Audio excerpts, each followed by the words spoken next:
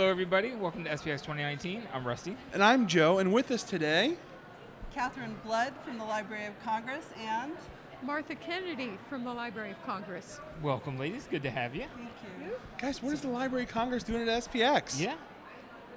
Well, Would you like to introduce us? we're curators in the Prints and Photographs Division, and we are really pleased to be part of a team, a library team, that come to SPX every year now for about 6 years to work with SPX in developing an amazing collection of published and original art from the Small Press Expo. We're coming with a really sort of large appetite from the Library of Congress because the collection, our little part of the library is about 16 million prints, drawings, and photographs from the 15th century so forward. So with our SPX archive, we run the gamut from 15th, Albrecht Dürer and Rembrandt to fan art for Dark Shadows. That's amazing. So it really helps us to cover the waterfront topically. In your opinion, I guess, what is the significance of this type of media in an institution like the Library of Congress? Like, where does it fit in? How does it, because it's easy to understand why important historical documents might be in the Library of Congress, or things that seem culturally significant at a large scale. But what about the types of works that are produced here fits into that puzzle? Well, for example, we have an incredible strength in comic art and illustration. We really do. We've been collecting comic art for, about 140 years. Really. Oh, wow. Going back, beginning with copyright deposits, early cartoon prints. Wow. And it's a really important art form, and it's so varied. And especially today, I think there's sort of a renaissance in the whole field. And it's important to us to be able to, a new golden age. And we think it's really important for the library to be collecting for the future as well as for current research needs. And already there are plenty of people really interested in sort of more contemporary comic art. And in terms of sort of cultural and historical relevance, we don't really have to argue. I think that's pretty well understood. Good. Yeah. But it helps us to get to voices and ideas and topics that we couldn't really reach any other way. Contemporary voices, of course. Sort of first-person voices. Right. Topical matter that goes back to classical art and has continuing relevance today. I'm thinking about Jamie Noguchi, who we recently featured in an Anime for All program and display. And his work is a beautiful screen print that shows fox spirit, kitsune, sort of here in the Shinto world of kami and yokai. And we have, about 2,500 Japanese prints. Wow. He has a work about the 47 Ronin, the Bronin in his case. And so it's partly about the sort of continuum. For comic art, if you think about how artists can do what really nobody else can do, poets, musicians, humor just opens us up and allows us to sort of deal with all kinds of subject matter, great complexity, sometimes very challenging, in ways that are incredibly valuable and needed. So with SPX coming to the show, do you see this kind of as a portal to access people that you wouldn't normally be able to get to get their work? For sure. Absolutely. And a critical mass here. A critical mass. Yeah. And I think the artists are wonderful. They're willing to listen to us, hear us explain why the kind of work they're doing is important to us. How we'll make it accessible. We will catalog it, archive it, and make it accessible to researchers. And we've already begun using examples in exhibitions. I recently curated an exhibit called Drawn to Purpose. American women Eisner Award-winning book. I was lucky to be able to do a book, and some of the more contemporary artists in it are from the Small Press Expo collection, and also artists with whom I was able to connect because of the Small Press Expo. Even if I wasn't able to persuade them to make a gift on the spot, I was able to connect with them later and make relationships. Develop relationships. Yeah. It's interesting because we've been coming to the show since near its beginning. It's our 22nd show coming Whoa. to the Yeah. And Yeah, your anniversary, 25th anniversary. well, it's the show's 25th, but it's our 22nd Like, we've personally year. been coming for 22 or And- 25 Happy years. anniversary. Wow. Oh, thank you so much. I appreciate it. We were waiting all weekend for someone to say that. Right. But one of the things that was kind of like a, I don't know, a tentpole or just a hallmark of the original versions of the show is that all the work was so ephemeral and temporary. A lot of it was so off the cuff. And I mean, it's what kind of made us feel like we could participate because it was just, people making things. Yeah. Whatever they thought of, they would make it. And it's kind of funny to see that transition. Like, the work doesn't necessarily it does evolve, but the type of work stays the same, but it's like the perception of it is like, no, we need to catalog this. We need these things. These are not meant to be temporary. These are worthy of staying around. Absolutely. From political cartoons to mini comics, I was able to include some of Jen Sorensen's political cartoons Oh, wow. in the exhibit and book, and then Lily Carre, a beautiful mini comic that she did, and even the new exhibit that we just opened includes some work that was acquired that we would not have been able to acquire without having made connections with artists who are exhibit here and sometimes speak here too. Yeah. Like Jaime Hernandez. We have a beautiful poster that Warren generously donated.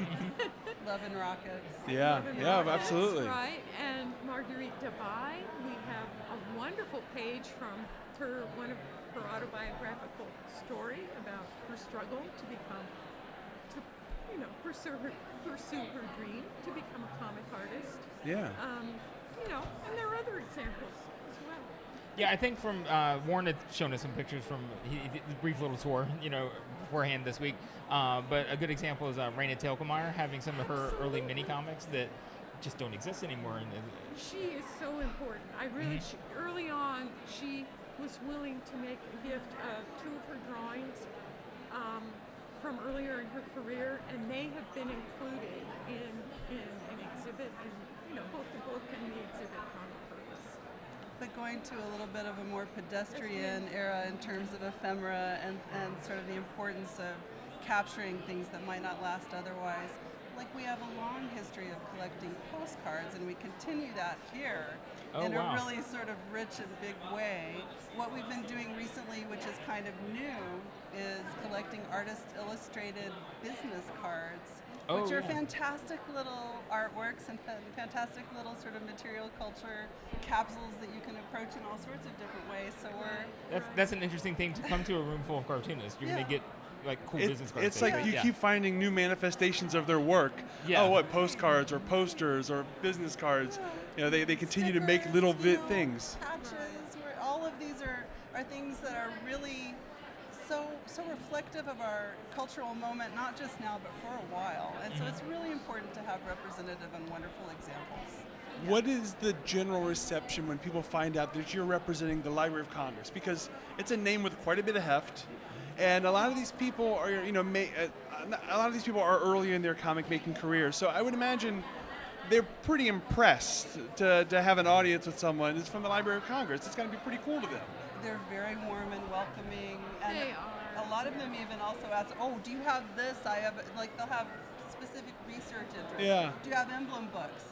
Do you have Japanese prints? And so we start having the librarian conversation. Yes, you must come see this, that, and the other, and come see our art book, That's fantastic. artist books, And then, we've got these two major divisions, the prints and photographs division and the serials division, where the Small Press Expo lives.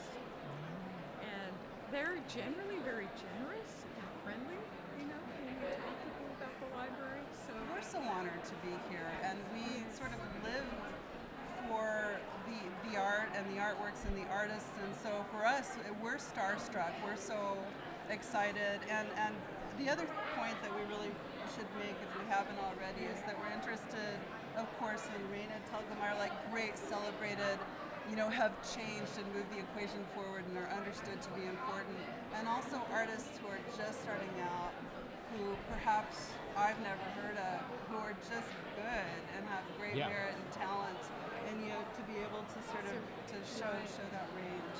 emerging voices and voices that have been underrepresented.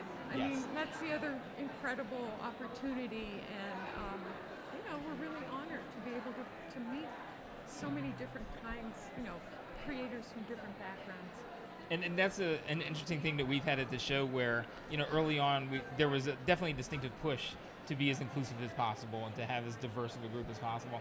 But it's almost just become second nature at this point. Like, it's self-fulfilling, we just have a very diverse crowd now that brings themselves here. So we love having that. It's really beautiful. Yeah. It's So really, when you're here, you're scouting for the unknown? I assume that there are definitely people you want to seek out, like you, strategically, right? sure. But then also you're just kind of like wandering around, Eyes seeing what's open. what. Yeah. Is it hard to differentiate between something that you like and something that you think the library should have? Yeah. Oh, yes, I think it is sometimes. Also, we're pretty seasoned at this. Well, yeah, I guess doesn't need it's to a be tool. personal. Yeah. Yeah. Yeah. For example, I went to Keith Knight, and he had a variety of portraits of wonderful, sort of culturally important people. So, I don't know much about sports, but of course we acquired, Colin Kaepernick. Yeah. Oh, yeah. So, and then for my personal taste, James Baldwin. Oh, there you go. And for our ongoing interest in art and dialogue with poetry, but it's our job to try and sort of forecast what anyone at all coming from any possible approach is going to be interested in for research purposes. That's interesting. Yeah. Yeah. Good, And it's that's really a great question. Yes, it is a great question. And it's also just every year I feel like it's also to some degree a process of discovery. You see that certain themes have caught on or Yeah. certain topics that are really reflective of sort of wider conversations in society. And I would imagine those types of things only stand out when you really try hard to see everything as much as you can, because you have to zoom out really far to see any trends that may connect disparate parts of the room or even different kinds of people. Yes. Within different groups or from year to year, Yeah. things like that. And you'll see things catch fire from year to year, right? Yeah. You notice this? Absolutely. Oh, absolutely. And this year, I can't help but notice, so many years, but definitely this year, there's a strong technology trend in current technologies and also sort of lost or obsolete technologies. Yeah. I've seen prints about VHS tapes. Yeah. I saw a really wonderful one that was about, there was a student, it was an SVA student who had a project to do a cross-section. And so she imagined her iPhone, a cross-section of her iPhone, and then she did a portrait of Siri. And I want to give you her name. It's very, very cool. And of course, I don't have it, but We'll find it. but technology tarot seems to be a thing this year. Yeah. Have you noticed this, tarot cards? And Yeah, there was an oracle SPX prom cards. type of event last night, Yeah. and as part of the carnival games they added this year, there was tarot reading. There were tarot readings last night. I saw a woman dressed entirely in a dress that was covered with tarot cards. So Yeah. Oh, that's awesome.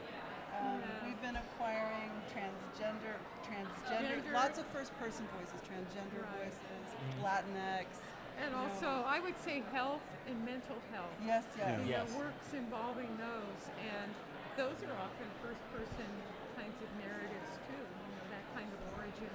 It is interesting to see the phases, as while within this giant room there are many subcultures and subgroups, it entirely is its own culture, and it's funny to see the phases it goes through, because early on, at least as far as what we noticed, there was a lot of focus on just making your own things, like, Xeroxing it or making copies. Basically, the point was just to create. The act of doing it was the. And then And there was utter a freedom of subject matter. yeah, Yep.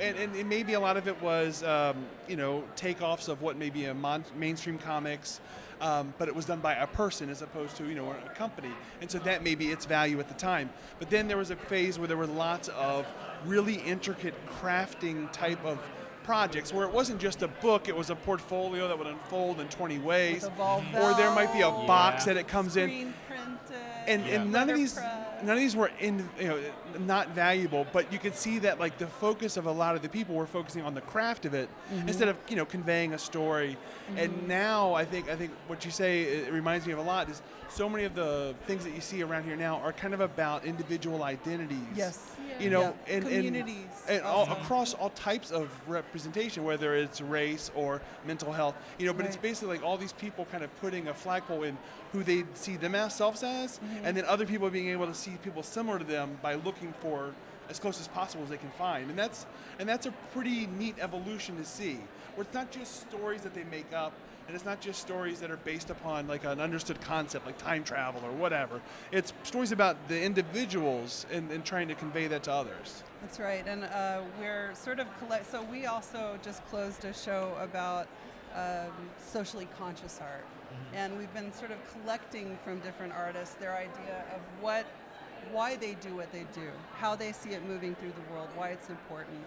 And this is one of the recurring things, is sort of seeing yourself reflected, and making sure that your stories are reflected. Making art for the world that you want to live in. I hear that in different ways from a lot of different artists. What would Yes, I totally agree with that. And I think that's also reflected in the programming that we've seen here. Absolutely. Yeah. The panels. We just talked We've been about that. working and missing these amazing. Yes. So you're filming them. They go on the Yeah. same Yeah. YouTube channel that this will eventually land upon.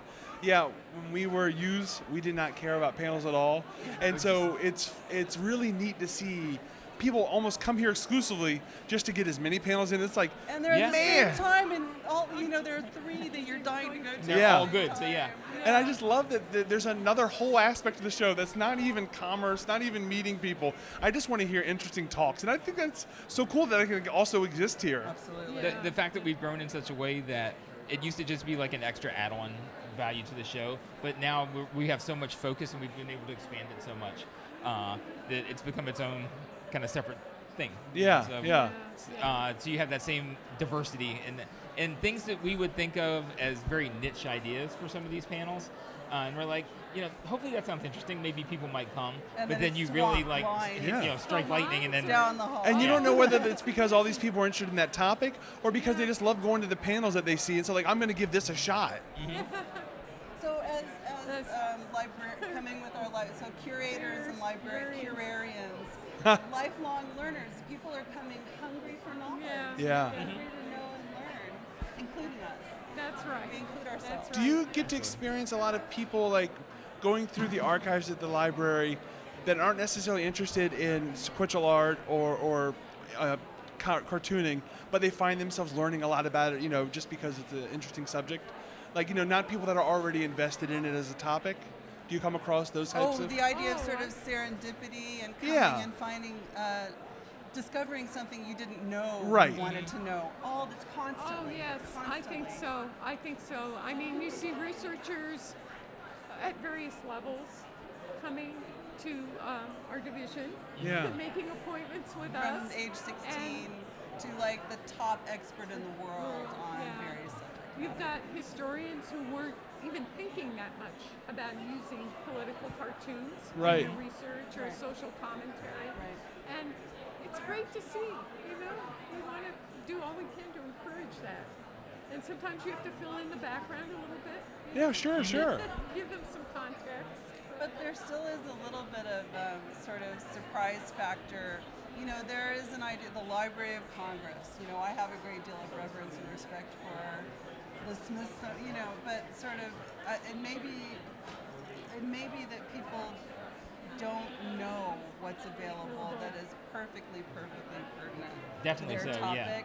Right. And so this collection has been given a nice high profile that's growing, but Absolutely. the sharing is growing, and I think the appetite is growing. I think And our so, too. collecting is very greedy. Frankly. we're happy to offer. Well, is And there artists anybody? are so generous. Is there anybody else that you want to mention? I know you have important lists of people that you've come to see. I didn't want to, if there's anything you wanted to mention of people you've seen or you're going to see that you wanted to talk about. Oh gosh, you've put me on the spot. I did not mean to. I saw notes and I thought this will be an easy one. I did not mean to make you sweat. Well, so the notes that I brought along for collection are mostly artists that I didn't know I would. That's Sure. the best. Who have you run Yeah. come So, across? and Yeah. forgive me, they may be. I'm the curator of artist prints, and we both work on posters with a team. So I'm on a learning curve. So Roger Bignon, I Okay. think from Philadelphia, was one of the very first things. Our colleague Georgia Higley, I think, saw his work and pulled me over. Right, And it's just right. it's like Escher-like screen prints and Rizzo's. Have you seen his work? He's in the far back corner, All right. on the right side. And he also, you're talking about manipulables, and so he has a book, a comic book that's a combination of screen printing and Rizzograph, and it has little figures that you can, pop-up figures that you can that's do, cool. and it's so cool. He's so good. I've never encountered his work until today, and I might not have. That's the done magic of anytime SPX. Yeah. soon Yeah. without coming before you open first thing yesterday morning, and Yeah, that's great. but of course Keith Knight I always want to visit. I visited Jamie Noguchi. I mean there's a list of folks that we always Any are number, excited. yeah, that and we- just learning about we're people investing I've in. not heard Yes. about. The Ignatz Award winners. Like, Yeah. Oh gosh, the illustrator for the Laura Dean title.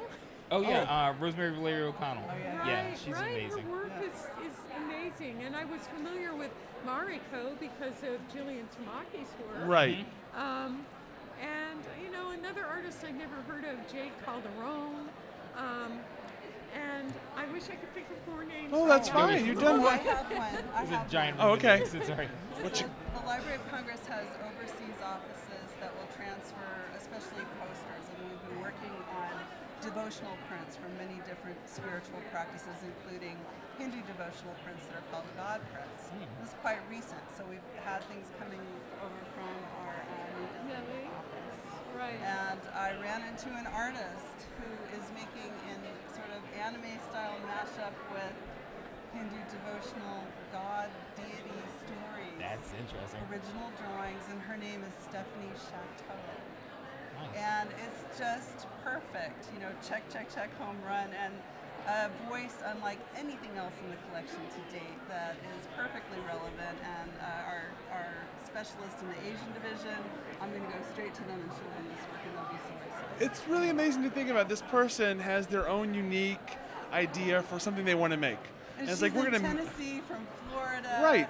Yeah. It's going to be anime, and we're going to talk about Hindu gods, and let's put them all together in Yeah. a thing. And you come across, and you're like, actually, I know exactly the hole Yeah. that this fills. Perfect. And it's like, Do who you knew have that hole Sarasvati? existed? Do you It's a- have Lakshmi? She's like, yes, I do. And that's another thing where it's like a niche meets a niche, sort of like a super niche, but then all of a sudden you're like, that is exactly Yeah, what I when need. those Yeah. things meet. And it Perfect also match. shows influence, international influence. Oh, and sure, ongoing yeah. Influence, and it is, and it isn't niche. It's something that that has affected our culture. Oh, and absolutely, it's in yeah. the water and has made it more wonderful and rich. Now, before we let you guys go, we have one tradition on here, Okay, and that's the mystery machine of mystery questions. Would you guys like to answer a mystery question? of course. We'll try. Okay, All you do right. your best. Of So, course. That's all we can ask. first, we have our quarters. This is Quarters the Ghost. Quarters the Ghost. He's the caretaker of the quarters. And this is the mystery machine filled with mystery questions. Oh, my goodness. We don't know what will be in there. They may be Just silly. grab They, yourself a quarter. they may be All right, so wonderful. You're going to play the. Okay. This And is then awesome. Wow. I have an irresistible desire to document this. We'll have at it. We When it came up comes with this out- because we wanted to add a random element to the interviews. All right, can we make this this our- Oh, this yeah. Is our, You can Yeah. each do one if you Yeah. want. Or, Yeah, absolutely. Well, Yes, let's shoot. see. okay. All right. Hold on. No, I'll forget. Got it? They can be tough. Rusty, go for it. Oh, nice. Like a fortune cookie kind of vibe. Martha, what is your question? Which cheese most inspires you? Yeah, which cheese most inspires you? Inspires you. We know that you go hard for those cheeses. So which one draws your spirit to the highest level? You have one? I'm thinking, go ahead. Smoked Gouda. Oh. Now, what does that bring forth? Like, how do you encounter this? Is it on a sandwich? Is it on a cheese tray? shoes tray. Nice. Okay, yeah. Because I'm at SPX and my mind is full of dreams and multiverses, even though it sounds kind of boring, I'll say Swiss cheese. And the reason is because there are all of these portals and entrances and wormholes. Yes. And they lead to different ideas and art. So this is the influence of SPX. This is my brain on SPX. I see. That's my answer. That is a wonderful answer. Yes.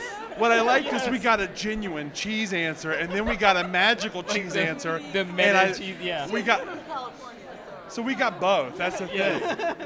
So if people want to learn more about the collection, the SPS collection at the Library of Congress, where can they go online? Yes. Oh, okay. Yes. It's easy to search.